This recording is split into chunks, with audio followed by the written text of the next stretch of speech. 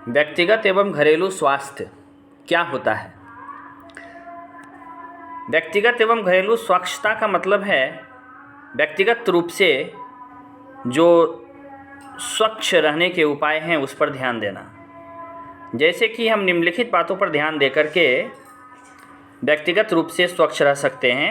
जैसे प्रतिदिन स्नान करना, साफ सुथरे कपड़े पहनना, बाल, दांत, आँख, कान, जीभ, त्वचा एवं जननांग समेत सभी अंगों की नियमित रूप से सफाई करना, भोजन करने से पूर्व हाथों को अच्छी तरह से धोना, नाखूनों को हमेशा काट कर रखना, भोजन करने से पूर्व एवं शौच करने के बाद साबुन से हाथ धोना।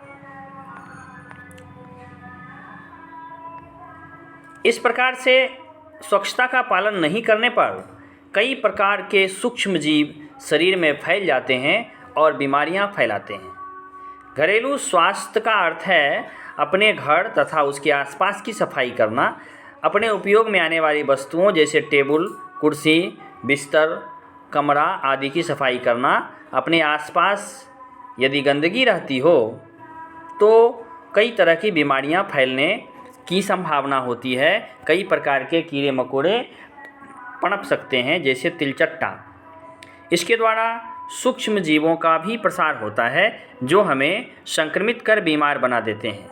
इन सब बातों के अतिरिक्त किसी दूसरे व्यक्ति के निजी उपयोग की वस्तुएं जैसे कंघी, तौलिया, कपड़े, बिछावन, टूथब्रश, जूता, मोजा, रुमाल इत्यादि का उपयोग बिल्कुल नहीं करना चाहिए, क्योंकि इन चीज़ों से रोगों का स्थानांतरण एक व्यक्ति से दूसरे व्यक्ति में हो सकता है। व्यक्तिगत एवं घरेलू स्वच्छता को अपनाकर अतिसार, दस्त, खुजली, दाद आदि रोगों से बचा जा सकता है। इन आदतों को बढ़ावा देने के लिए छात्रों के बीच इसकी चर्चा करनी चाहिए। लोगों में इन सब के प्रति जागरूकता फैलाने की आवश्यकता है। स्वच्छ रहने के लिए शुद्ध हवा की आवश्यकता होती है। हम जानते हैं कि मनुष्य श्वसन के लिए ऑक्सीजन का उपयोग करता है। यदि इसमें अन्य अवांछित सामग्रियां, अन्य अवांछित पदार्थ जिनकी आवश्यकता नहीं है वो यदि मिल जाएं तो ऐसे हवा को हम प्रदूषित हवा कहते हैं। इस प्रकार से प्रदूषित वायु को सांस में लेने पर कई प्रकार की गंभीर समस्याएं उत्पन्न हो सकती है जैसे दमा, ब्रोंकाइटिस, उच्च रक्तचाप, हृदय रोग, मानसिक रोग एवं न्यूमोकोनियोसिस इत्यादि।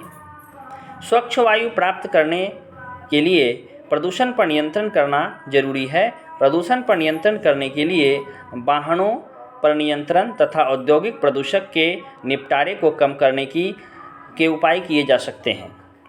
वृक्षारोपण प्रदूषण को कम करने की दिशा में एक मुख्य उपाय है। जब हम सांस लेते हैं तो वायु में फैले हुए विषैले सूक्ष्म कण शरीर में प्रवेश कर जाते हैं, जिससे अलग अलग तरह की बीमारियां जैसे कैंसर, पार्किंसंस रोग, दिल का दौरा पड़ना, सांस की तकलीफ रहना, खांसी, आँखों की जलन, एलर्जी जैसी समस्याएं भी उत्पन्न हो सकती है।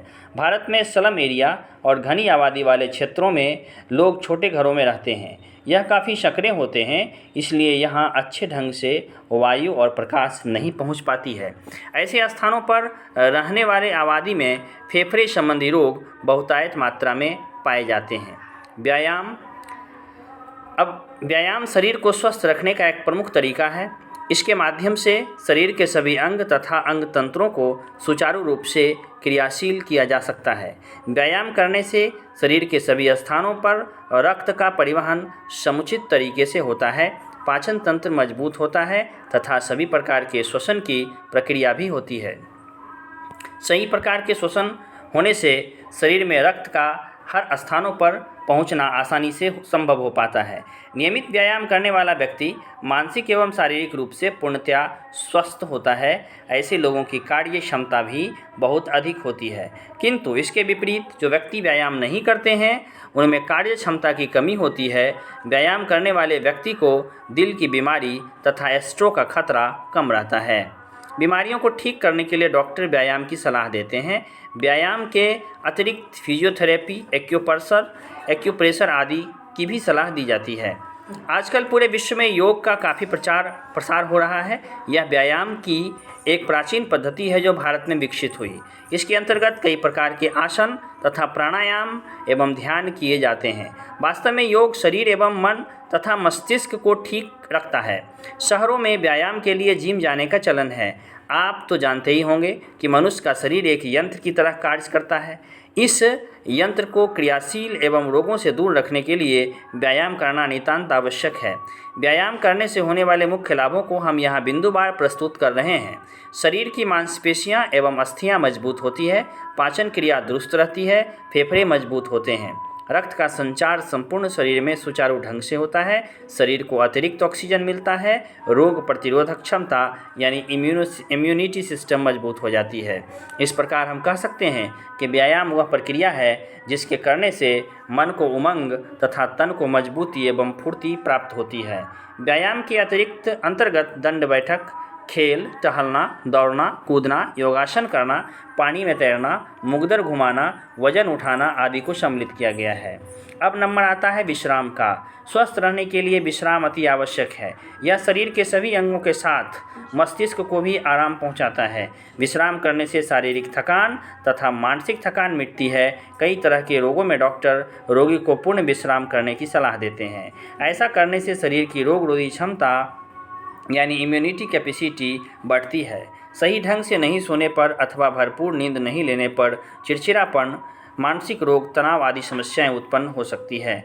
जहां एक और कम सोना शरीर के लिए हानिकारक है, वहीं दूसरी ओर अधिक सोना भी स्वास्थ्य खराब करने की निशानी है।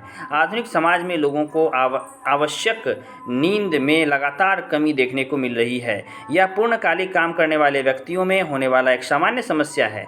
6 से 8 घंटे की नींद प्रत्येक व्यक्ति के लिए ज़रूरी होती है। गलत तरीके से सोने से अर्थात गलत पोजीशन में सोने से भी कई तरह की समस्याएं उत्पन्न होती है। इसलिए हमेशा व्यायाम करने का तरीका सही होना चाहिए। अगले वीडियो में हम व्यसन और व्यसन से होने वाले हानियों के बारे में बताएंगे। यदि आपने अभी तक मेरा चैनल सब्सक्राइब नहीं किया तो आप जल्द से जल्द हमारा चैनल सब्सक्राइब कर लें ताकि इस तरह के महत्वपूर्ण जानकारी आपको मिलती रहे। धन्यवाद।